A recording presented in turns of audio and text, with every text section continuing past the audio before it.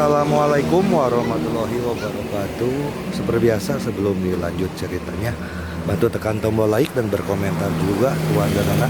Terima kasih sesudah Oke guys. Bab 1037. Gelombang tiba-tiba binatang laut. Paus Kaisi meraung dan tanpa sadar memperlambat langkahnya. Dia sedang menunggu kedatangan Resurrection Lord dan Ron. Pada saat kritis seperti itu, penguasa kebangkitan dan Ron tidak dapat mengecewakannya. Pada saat yang sama, Paus Kaisi juga memperhatikan bahwa penguasa kebangkitan dan Ron di belakangnya juga bergegas.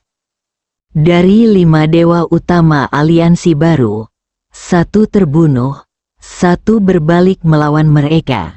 Dan 3 dewa utama yang tersisa harus bersatu, jika tidak mereka ditakdirkan untuk menjadi peran pendukung hari ini. Pemimpin kebangkitan dan Ron menyadari masalah ini pada saat yang sama. Tetapi Paus Kaisi bergegas terlalu cepat dan tidak mudah bagi mereka untuk mengejar ketinggalan. Di bawah tatapan orang banyak, Paus Kaiser yang awalnya berlari maju, memperlambat kecepatannya seolah-olah dalam gerakan lambat. Akan tetapi, tak seorang pun menduga bahwa ini adalah kebangkitan tiba-tiba Paus Kaiser, tetapi mengira bahwa Paus Kaiser tengah menampilkan beberapa keterampilan yang menakjubkan. Bahkan Liu Siwan tertegun sejenak ketika dia melihat pemimpin yang bangkit dan Ron bergegas di belakang Paus Kaisi. Liu Siwan tiba-tiba mengerti apa yang sedang terjadi.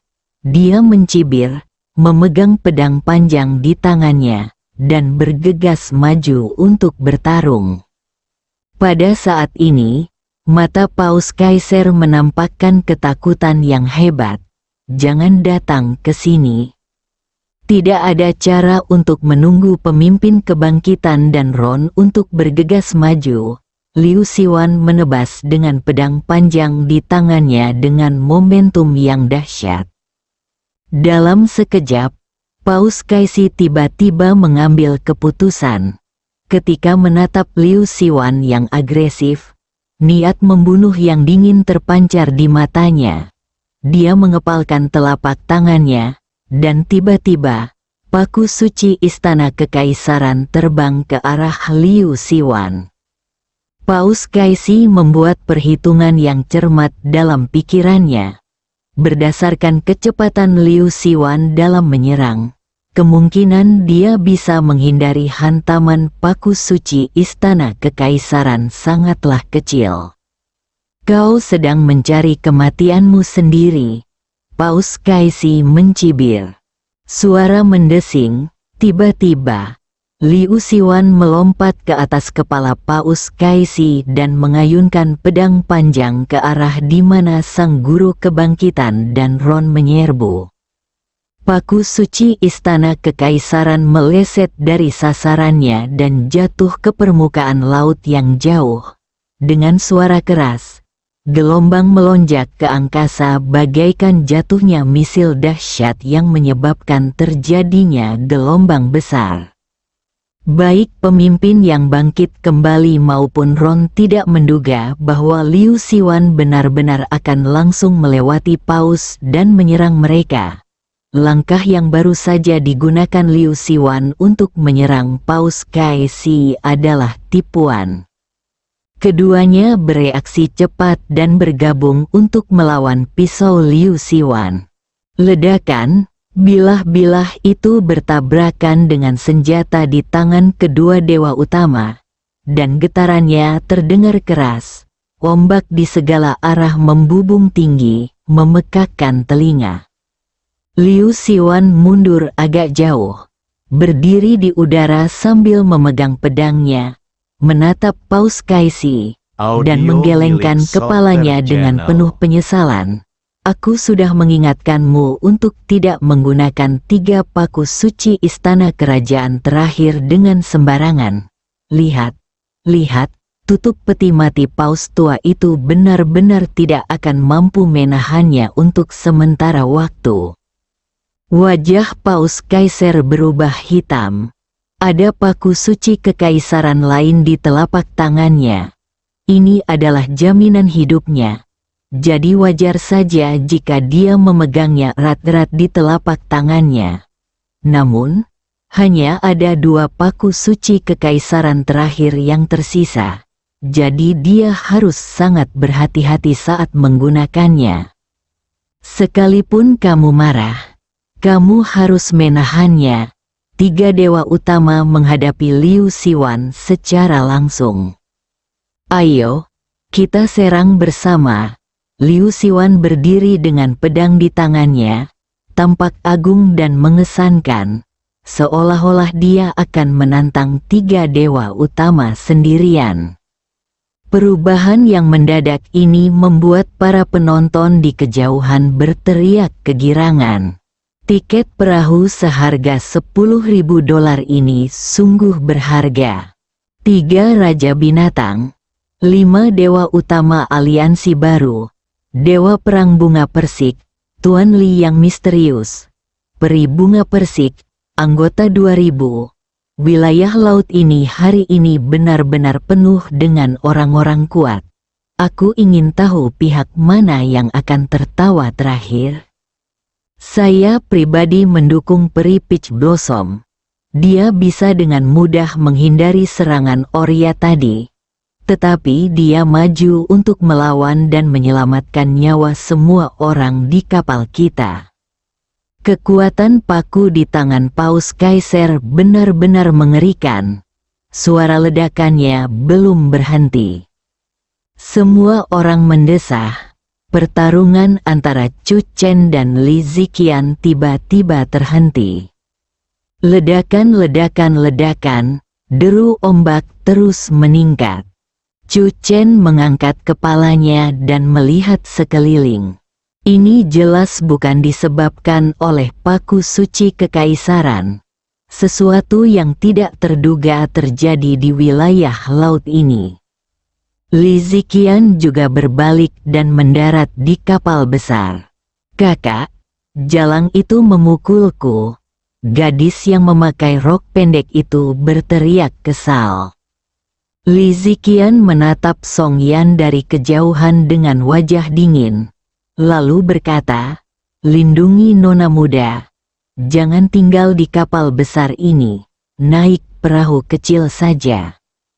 Karena identitasnya telah terungkap, Li Ziqian tentu saja tidak ingin tinggal bersama orang-orang di kapal ini lagi. Jika dia menempatkan orang-orangnya dalam satu kapal, dia dapat mengambil tindakan darurat tepat waktu jika sesuatu yang tidak diharapkan terjadi. Li Ziqian juga memperhatikan bahwa wilayah laut ini telah bermutasi. Ledakan, suara deburan ombak menggetarkan gendang telinga. Tidak hanya Chu Chen dan Li Ziqian, tetapi semua orang juga menyadarinya. Beberapa dewa utama melihat sekeliling, dan Chu Chen juga datang ke sisi Song Yan. Aku di sini. Liu Siwan datang ke sisi Chu Chen dengan pedang panjang di tangannya dan tersenyum pada Chu Chen. Kamu tidak menyangka. Aku benar-benar tidak menyangka bahwa kau, nak, akan menjadi dewa utama aliansi baru. Chu Chen berkata sambil tersenyum. Setelah keluar dari Kunlun, mengapa kamu tiba-tiba pergi ke laut? Saya sedang mencari material di laut. Liu Siwan berkata. Saya kebetulan pergi ke pulau tempat markas besar aliansi baru berada. Saya mendengar bahwa aliansi baru ingin berurusan dengan Anda. Jadi saya menyusup ke aliansi baru. Chu Chen tidak banyak bicara. Suara gemuruh itu masih terngiang di telinganya. Dia mendongak dan melihat sekelilingnya. Murid-muridnya tiba-tiba mengecil dan menatap ke kejauhan. Gelombang binatang laut sedang datang. Para penonton di kejauhan merasakan krisis yang kuat. Pertarungan antara orang-orang kuat itu tiba-tiba terhenti. Hal ini membuat mereka merasa sangat tidak tenang. Apa yang terjadi? Mengapa mereka tidak bertengkar lagi? Apakah ada sesuatu yang tidak diharapkan terjadi? Ombak terus bergulung-gulung. Apa yang terjadi? Tiba-tiba seseorang berseru, "Lihat, ya ampun, apa itu?" Ada massa hitam besar di semua arah. Semua orang menahan napas. Sesaat kemudian, mata semua orang menampakkan ekspresi ketakutan yang kuat. Itu gelombang binatang laut. Gelombang binatang laut sedang datang. Gelombang binatang laut muncul di laut dalam, datang dari segala arah dan menimbulkan gelombang yang dahsyat. Melihat sekeliling, tidak ada titik buta. Binatang laut bermutasi yang mengerikan datang berkelompok ribuan dan ribuan, menyerbu ke arah ini. Sudah berakhir, membantu. Semua orang di kerumunan itu memperlihatkan ekspresi putus asa yang mendalam di mata mereka. Di bawah hantaman gelombang besar binatang laut itu, mereka bahkan tidak mempunyai kesempatan untuk bertahan hidup. Bahkan para petinggi di kejauhan pun tampak serius saat ini. Bab 1038. Pria yang keluar dari istana nomor 1 ini adalah gelombang binatang laut yang belum pernah terjadi sebelumnya.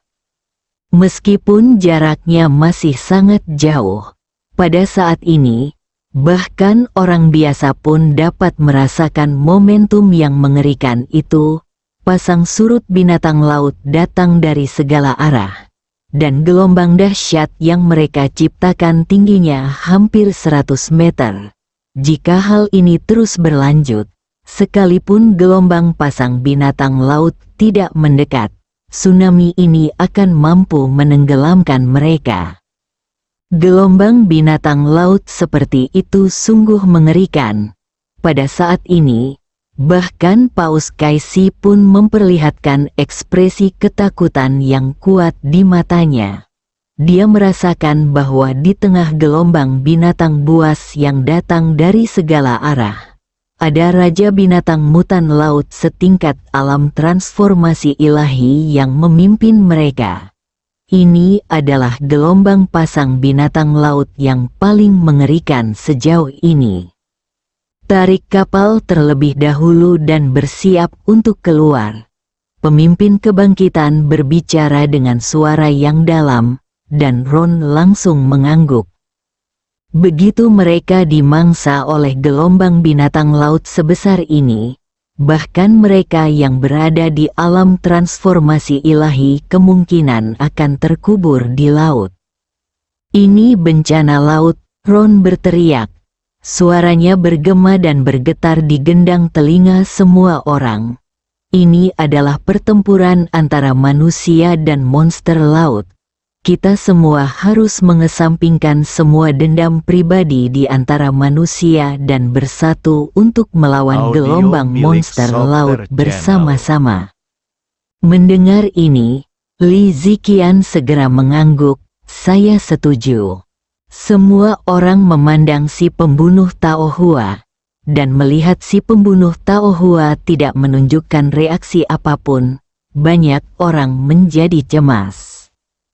Dewa Perang Bunga Persik, situasi keseluruhan lebih penting. Pria kuat dari tahun 2000 itu seharusnya memiliki pandangan yang lebih baik tentang situasi keseluruhan saat ini.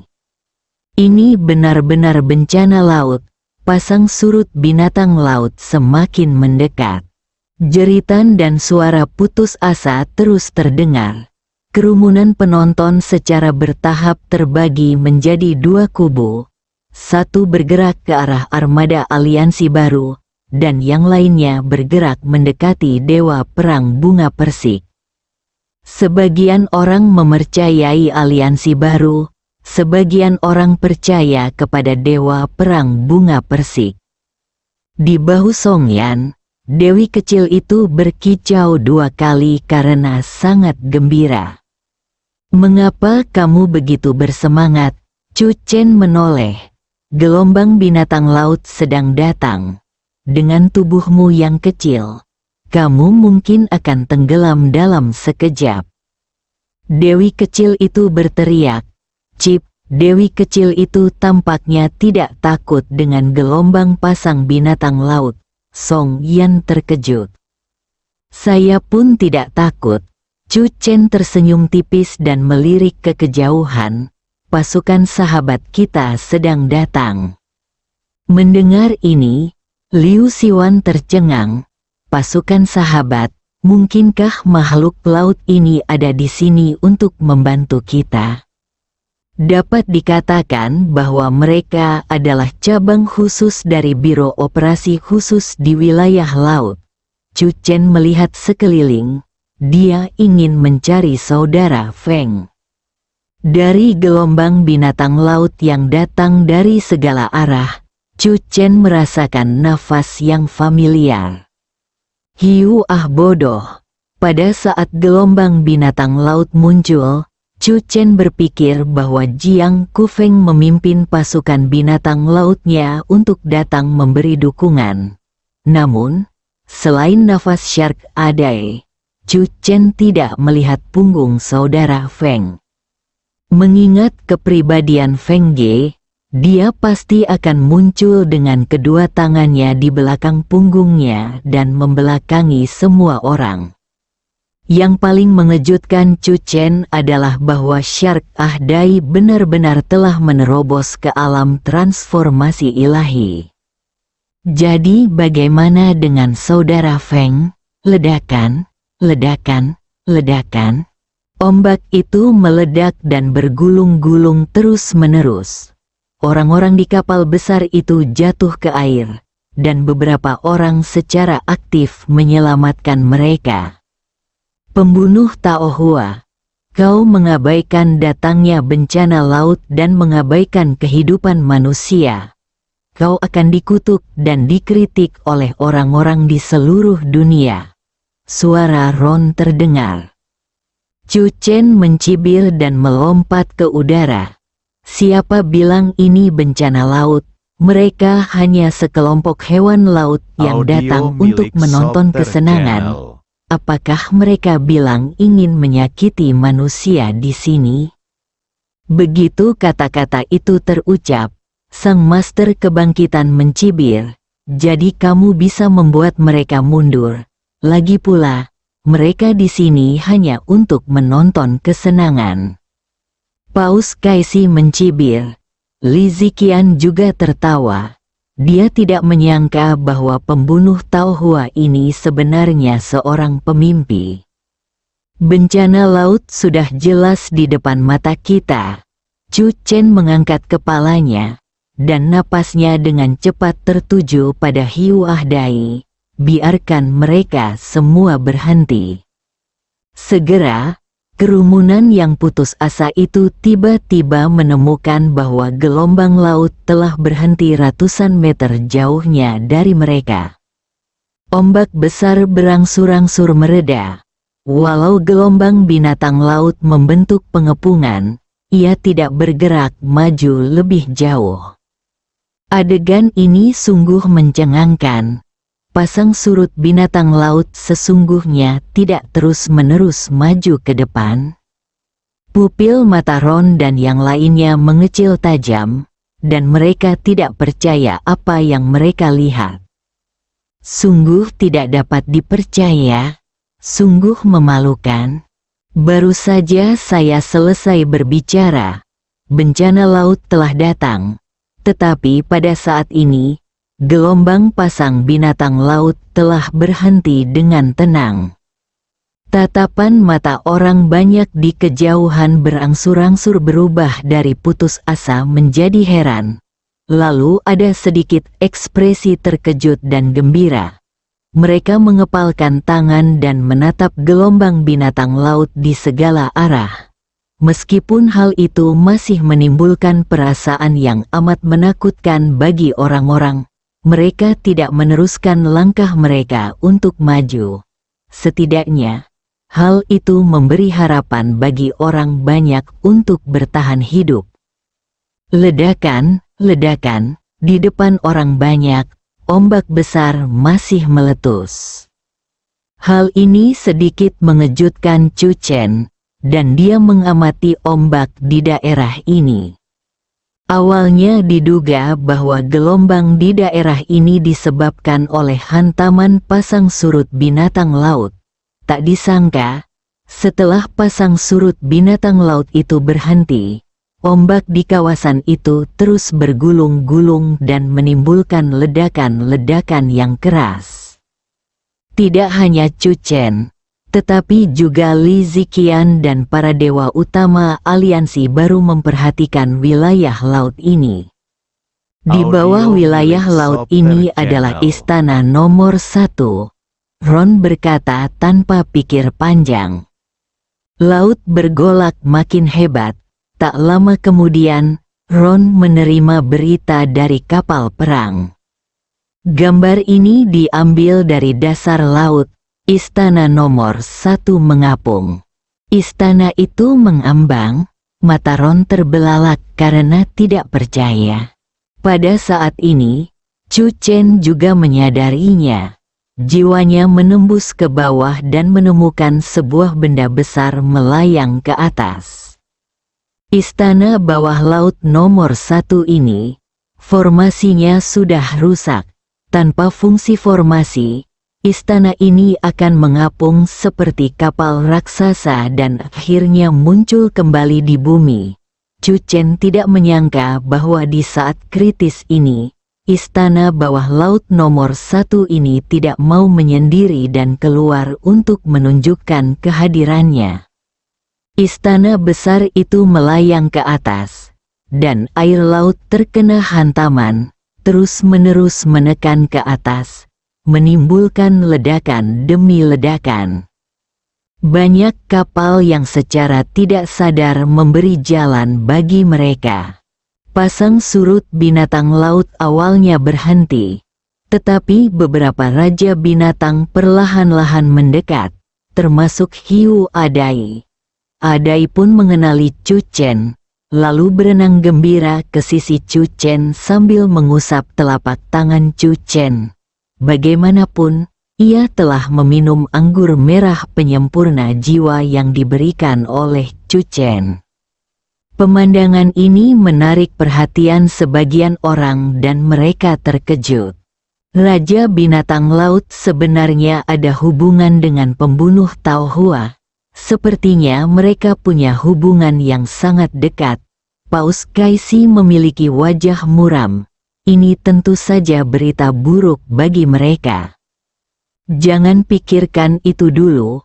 Istana nomor 1 adalah target kita. Ron berkata dengan suara berat. Sekarang istana telah melayang. Ia akan segera terlihat lagi. Begitu gerbang istana terbuka, kita harus segera masuk dan tidak boleh tertinggal. Pemimpin yang telah bangkit kembali itu memandang Li Ziqian. Tuan Li, mengapa kita tidak membentuk aliansi sementara dan bergabung untuk melawan musuh? Li Ziqian melirik ke arah Chu Chen dan mengangguk perlahan. Suara mendesing, suara mendesing, suara mendesing. Salah satu sudut istana pun terungkap, langsung menarik perhatian semua orang. Orang awam pun melihatnya. Lihat ke sana, apa itu? Sepertinya ada gunung es yang muncul dari air. Apakah munculnya gelombang pasang binatang laut disebabkan oleh gunung es ini? Gunung es apa? Itu adalah istana bawah laut nomor 1 yang misterius yang telah muncul ke permukaan. Mungkin sudah tenggelam ke dasar laut bertahun-tahun yang lalu dan sekarang telah terkena sinar matahari lagi. Ya Tuhan, Berapa banyak hal luar biasa yang akan aku saksikan hari ini? Di bawah tatapan semua orang, garis besar seluruh istana secara bertahap muncul di depan mata semua orang. Sebuah istana kuno dengan suasana arsitektur oriental yang unik. Istana itu secara keseluruhan tidak disegel, tetapi secara ajaib tetap berada di bawah laut selama bertahun-tahun. Formasi dari era prajurit kuno juga telah mencapai tingkat yang menakjubkan. Chu Chen mendesah. Ketika seluruh istana besar itu muncul di permukaan laut, semua orang yang hadir dipenuhi dengan keterkejutan. Bayangkan saja sebuah istana timur tiba-tiba muncul di permukaan laut yang luas, mengambang seperti kapal raksasa. Pemandangan seperti itu pasti berdampak besar. Pandangan Chu Chen dan yang lainnya pertama-tama tertuju pada gerbang istana. Gerbang istana tingginya hampir 5 meter dan terlihat khidmat dan kuno. Tepat ketika semua orang tengah mempertimbangkan apakah akan bergegas maju dan mendorong pintu istana kuno itu, pintu istana itu malah terbuka perlahan, seolah-olah ada yang mendorongnya dari dalam. Ledakan-ledakan, benar saja, ketika sebuah retakan muncul di pintu istana. Chu Chen dan semua orang melihat sebuah sosok mendorong pintu istana dengan kedua tangannya. Pada saat ini, Chu Chen sekilas melihat sosok yang dikenalnya dan langsung tertegun. Istana bawah laut nomor 1 yang menyita perhatian seluruh dunia ternyata ada orang di dalamnya, dan ia merupakan seorang kenalan lama. Paus juga bingung ketika dia mulai menunggu. Apa yang sedang terjadi? Ternyata ada seorang pria di istana. Ini adalah sesuatu yang tidak dapat mereka terima. Kalau memang ada, bukankah berarti harta benda dan pusaka yang ada di istana ini sudah jatuh ke tangan orang itu? Siapakah pria ini? Li Ziqian juga mengerutkan kening.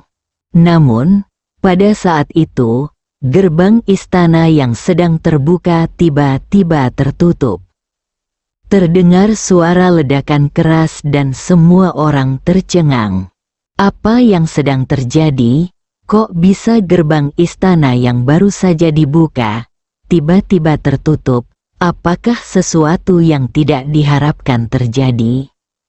Setelah beberapa saat, gerbang istana perlahan terbuka lagi. Kali ini, sosok tinggi dan ramping di dalam istana tidak mendorong pintu dengan kedua tangannya. Sebaliknya, dia menaruh tangannya di belakang punggungnya, membelakangi semua orang, dan berdiri diam. Dia perlahan mengangkat kepalanya dan menatap puncak istana dengan sudut 45 derajat, penuh misteri. Bersambung.